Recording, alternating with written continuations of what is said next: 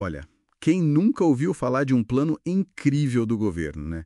Mas aí, meses depois, parece que nada mudou muito na prática. Acontece bastante, sim. E muitas vezes, para entender isso, a gente precisa sacar a diferença entre quem define a política e quem executa mesmo, no dia a dia. Exato. Estamos falando de governo e administração pública. Isso. Parecem sinônimos, né? Mas não são. Neste Deep Dive, vamos usar o material que a gente tem para desvendar essas peças aí do poder público aqui no Brasil. A ideia é entender quem decide e quem de fato faz acontecer. Perfeito. São conceitos que se confundem muito, mas as funções são bem distintas. Vamos mergulhar nisso para deixar claro quem é a direção política, que muda, né? E quem é a máquina do Estado, que continua funcionando. As fontes que a gente analisou detalham bem essa separação. Ótimo. Então vamos lá. Vamos desembrulhar isso. Começando pelo governo. O que ele é, essencialmente? Pensa no governo como o centro de comando político mesmo.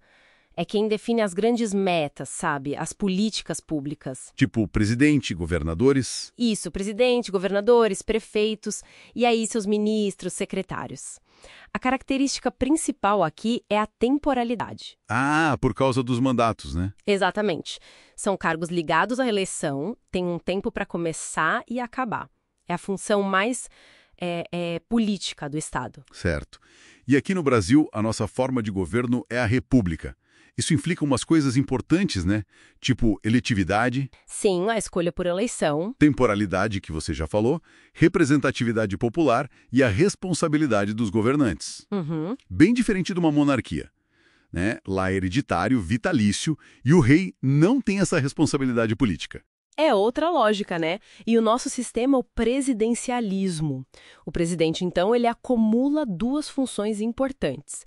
Chefe de Estado, Que representa o país lá fora. isso, e chefe de governo, que comanda a administração, a agenda política interna, e tudo isso, claro, dentro de um regime democrático. O poder vem do povo. Entendido.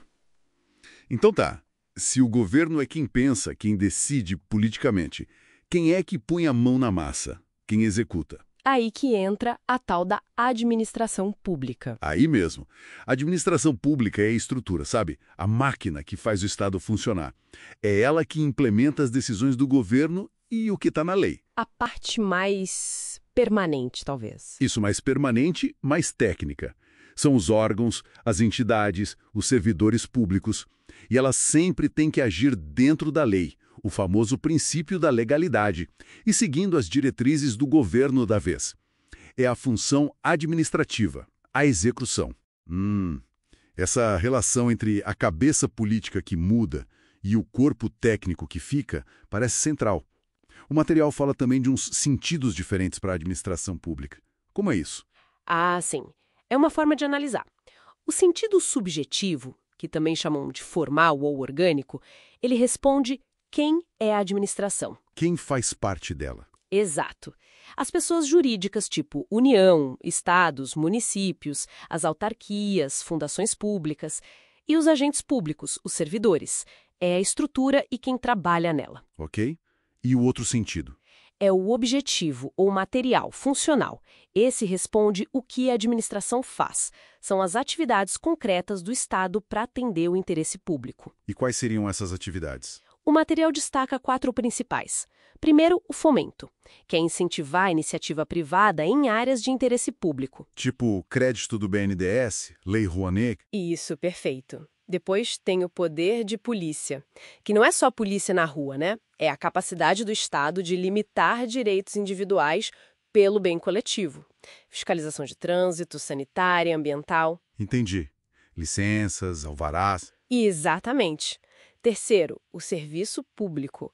Aquilo que o Estado presta diretamente. Saúde, educação, segurança. O básico, né? As necessidades essenciais. Uhum.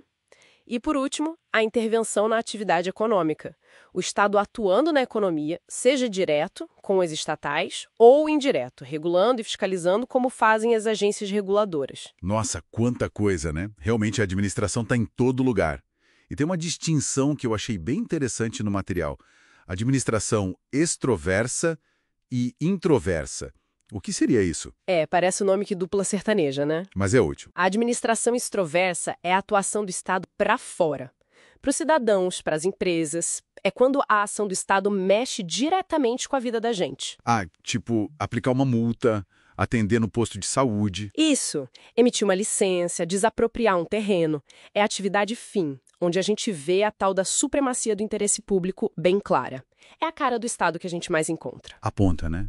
E a introversa? Seriam os bastidores. Exatamente, perfeito. A administração introversa é a gestão interna da máquina. É cuidar da própria estrutura. Tipo o quê? Gestão de pessoal? Isso, gestão de pessoal, fazer licitação para comprar papel para impressora, organizar os processos internos, cuidar do orçamento, a cooperação entre os órgãos. É atividade meio. É o que dá suporte para a extroversa poder funcionar bem. Faz todo sentido. Uma coisa depende da outra, né? A organização interna, a introversão, tem que estar azeitada para que o serviço lá na ponta, a extroversão, chegue com qualidade para o cidadão. Em resumo, é isso. O governo é o cérebro político, temporário, que define o rumo. A administração pública é o corpo técnico, mais permanente, que executa seguindo a lei e as ordens do governo. Entender essa engrenagem, essa separação e, ao mesmo tempo, essa ligação, ajuda muito a gente a analisar por que certas políticas andam e outras ficam pelo caminho, né?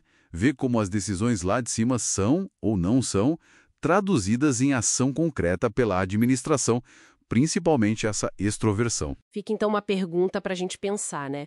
Considerando essa permanência da máquina administrativa, dos técnicos, em contraste com a troca constante dos governos eleitos, como será que essa dinâmica, essa tensão entre o técnico que fica e o político que muda influencia a continuidade ou a interrupção das políticas públicas no longo prazo?